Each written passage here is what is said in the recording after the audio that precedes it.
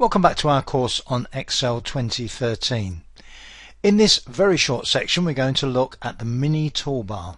Now, as you may have noticed already, and you'll certainly know about this if you've used earlier versions of Excel, or in fact just about any relatively recent version of one of the Office products, that you can right click on something and you get a contextual menu.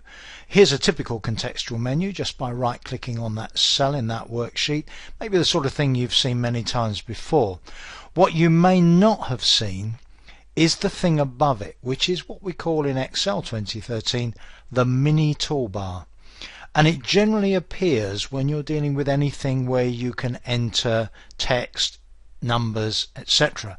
And it gives you a way of formatting very quickly without going to either the ribbon or to specific commands on the quick access toolbar. Now, the mini toolbar, not everybody likes to use. I do tend to use it, but for some people it tends to clutter up quite a few things, and people can often find it quite difficult to grab exactly the command that they want.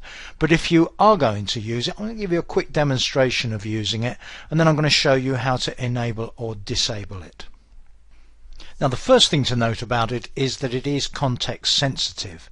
So if in this particular cell now, H3, I just type the word hello, if I now sweep over that to select the word hello, the mini toolbar appears, and you see it's got quite a restricted set of commands on it.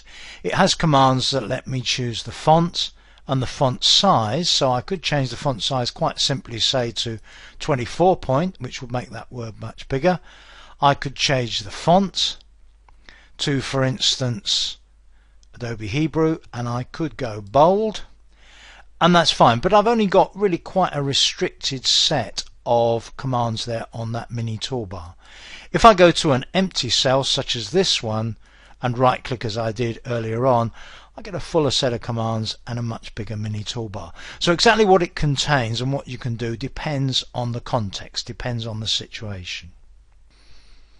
So let's now look at how we can switch the mini toolbar on and off. Obviously we go into options,